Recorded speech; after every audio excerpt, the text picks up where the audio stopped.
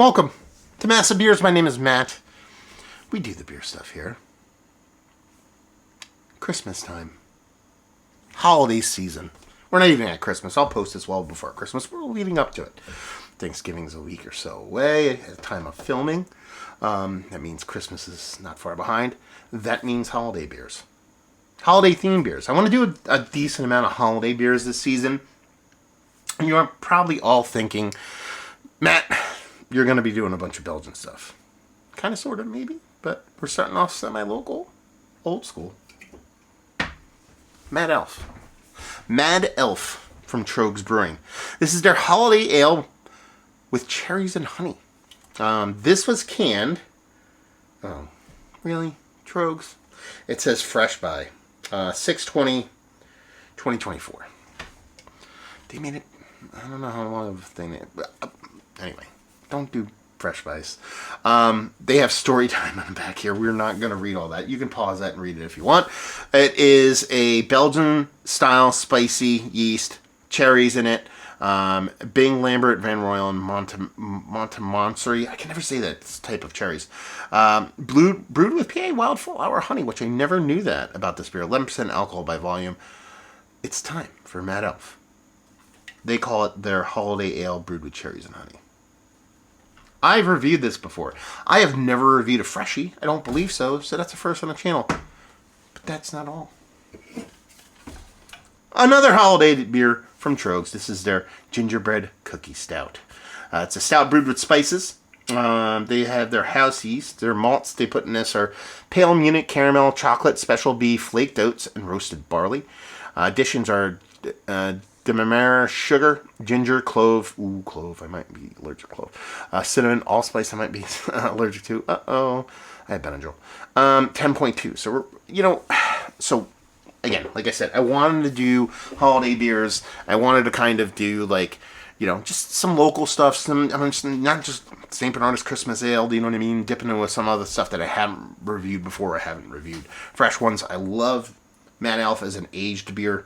I think it ages quite beautifully. Last time I reviewed one, I think it was a decade or so old. But since I haven't really reviewed it fresh, at least in memory, I figured I'd do a side-by-side.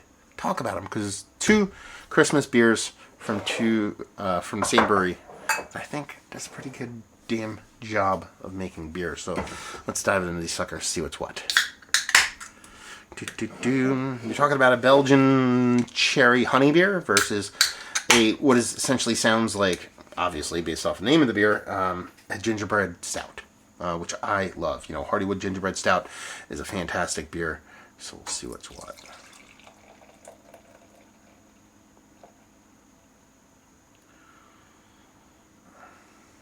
I have not been to Troegs in a decent amount of time, which kind of makes me a little irritated at myself because it's probably one of my more favorite breweries to visit. Put that sucker over there. And as far as these look, obviously the stout is going to come out darker. That's going to be a no shit Sherlock thing. But, Mad Elf, kind of holding up. It's that deep, rich reddish in color. Just north of khaki with that slightly tinged orange or reddish color from the cherries on there. And that just looks like your base stout. You're talking about, nice kind of malted malt ball color head. Dark body, done and done. Let's get a huff. I remember Mad Elf being a bit more volume to it on the nose. It's really not getting it here. I'm not getting a big, huge cherry component. I'm not getting a big honey thing. Honey doesn't usually translate aromatically in a beer, but you usually get this little flabby thing going on. Much more in the taste, you'll get that. But it's like, I even expected like a Belgian yeast, like a little bit of a fruitiness to be accentuated, but the cherry's not really getting that here. I mean, I am, but not nearly as what I expect from like a 10% beer. So this is like a 10% Belgian cherry beer. I'm assuming if you're going to classify it as anything, it's going to be a winter warmer, a Belgian dark. Typically, you're looking for, a breadiness, a banana, maybe, those kind of things coming out of it. And there's a subtleness to it. There's a little bit of those cherries, but very, very mild. Nothing too aggressive here. Might change on the taste. Let's get a huff on the stout. Very clove forward. Very, very clove forward. Very allspice forward. In a beer that's not, again, heavily aromatic. I expected a bit more volume from this also. You know, being a stout, being rich, all these spices. Maybe my schnoz is messed up. I don't think so. I did 2 beer reviews before this one. One was they're called lagers. And the other one was a New England IPA, low ABV. Quite expressive. So I was getting aromatics off those. You get that spiced gingerbread cookie. You do. But it's almost like if you walk past a kitchen baking them as opposed to huffing a tin of them kind of thing, where you get that little bit of sense in the air. Nothing too crazy. I'm not hating on it. You know what I mean? By any stretch of imagination. This I would like a little bit more cherry to it. You know, something a little bit more, just that Belgian yeast to be a little bit more prominent. Over here, I'm okay with the spice level. I just wish the beer was giving me a little bit more roastiness, toastiness, and all that fun stuff. But I digress.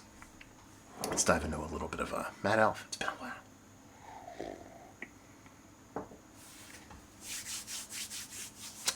I think this is the first time I'm actually drinking it from a can ever.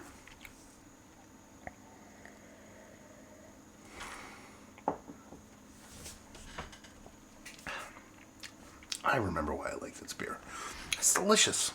You definitely get that Belgian vibe, that Belgian core, which I will be first to admit, I don't think Troegs does a fantastic job on the Belgian side of things.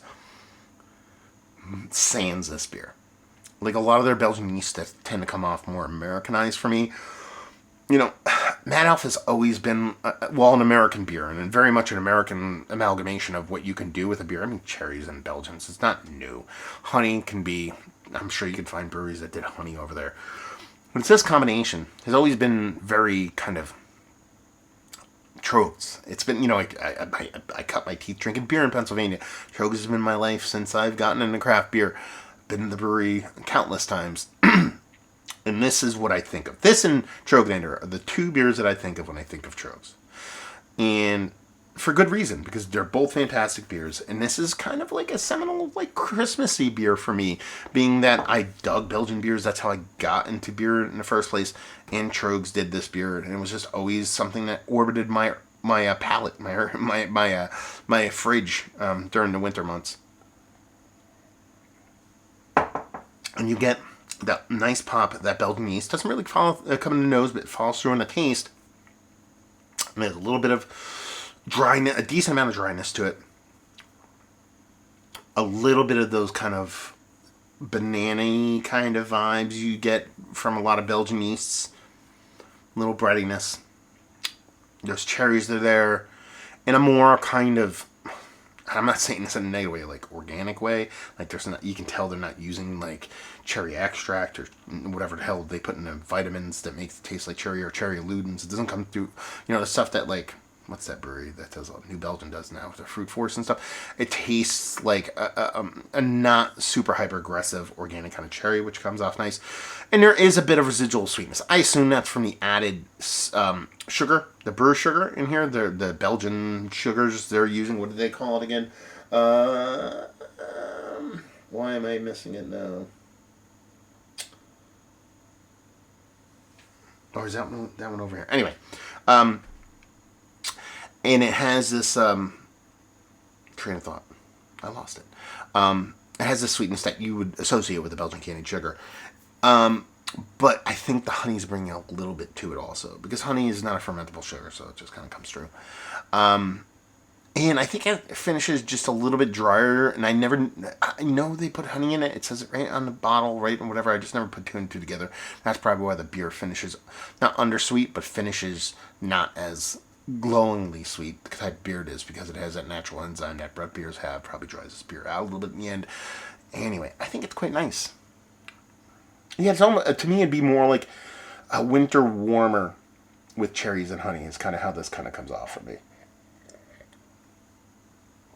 In a very beautiful way. If you ever find yourself some old ass Mad Elf, I'm talking. I mean, any age is fine, but decade old, it's a very fun experience. But I dig it. I remember why I dig it. Let's dive over to Stout now.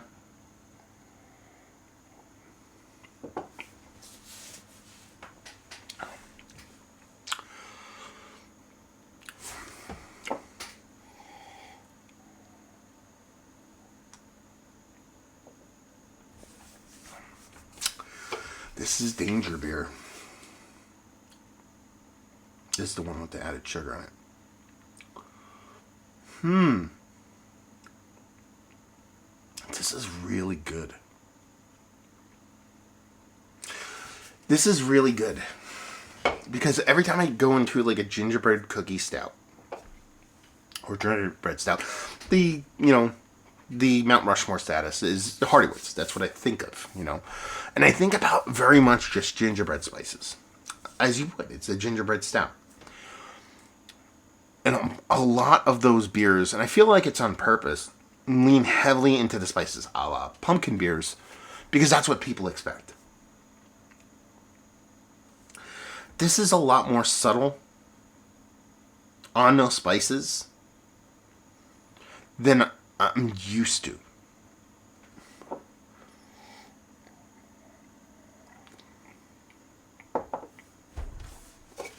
It's really good. It's a little heavier on that, again, that clove and that allspice. But from the cinnamon, ginger, that level of stuff, it's just dialed back a little bit, and I think it's a cool play. Because the beer is a little bit underwhelming as far as the Imperial Stout portion of the show. You're talking about a 10% and change Imperial Stout. I'm getting more like 7, maybe 8% porter vibes off this than Imperial Stout. Even from a mouthfeel standpoint, it has a carbonation and a liveliness that you wouldn't associate with a double-digit Imperial Stout.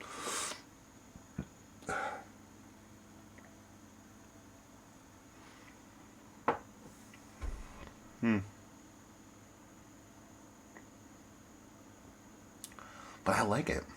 I really do. I really like the way it's played. And then it's not like a spice bomb.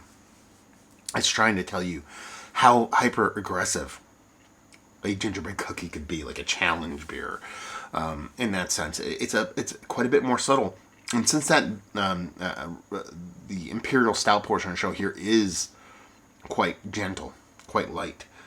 If it was any bigger, I think it would just be spice on spice on spice. So I think it did a really good job of it. I'm still Hardywood. This isn't changing my mind on who's the King S of F Mountain when it comes to these beers. Trying to keep it a little G-rated for the kids out there for the holiday season. Shit, balls, tits. Anyway. Yeah. I think it's fantastic. As a holiday beer. As an Imperial Stout with spices, it's fine. But as a holiday beer, I dig it. You can separate those two. It doesn't have to be the best thing you've ever had in your life. At the same time, just eliciting the holiday season, specifically Christmas, or more November to Christmas. Both these beers do a great job of it. I think I'm still Team Mad Elf. I mean, this beer has been, decades in my rotation, so it's hard to kick that. But I'll tell you what, when I picked this up, and the reason I picked these up because they're in a Wegmans Mix of 6, and I was like, oh, perfect. I'm like, I could do some side by sides. I didn't expect it to be so close. I expected Mad Elf to be like, and this to be just like new school, throw spices at everything, and it's not the case. It's a very fun combination. Still Team Mad Elf, but at the same time, good on you, Troegs. How dare you make good beer all the time. So you know what's next? For Science. Is this going to be the new black and tan? We'll call it the brown and red. That sounds disgusting. But, yeah. I'm sure people are going to be blending these. This is going to be a thing now, I assume. Not because I'm doing it, just because it makes sense to mix these both together. Let's see what we got. Cheers, y'all.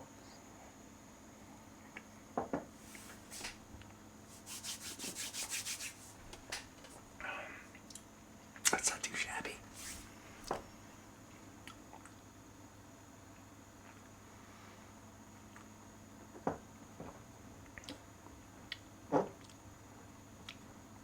That's not too bad.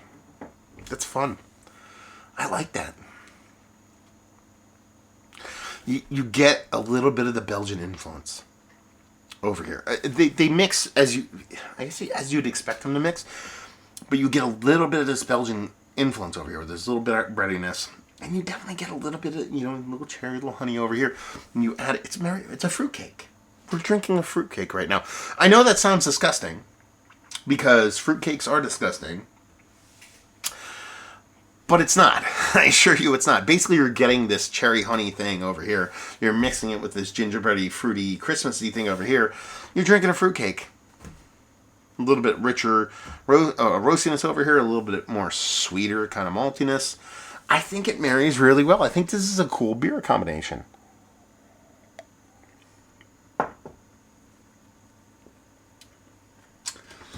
Yeah, the Mad Cookie. Or the Cookie Elf. The Gingerbread Elf. Gingerbread Elf. I think we're onto something there. Yeah, that sounds like a sexual euphemism. I gave him the Gingerbread Elf and they never called me back. Anyway, yeah. That was fun. That was a fun little side-by-side. You know? Old school, new school, all coming together in a very tasty way. Does not suck. Mad Elf. One of the better American Belgian-esque kind of beers, like holiday beers. Is it one of the better holiday beers? Are these two of the better holiday beers, winter holiday beers, that I've had as of late? Yes. Mount Rushmore says no.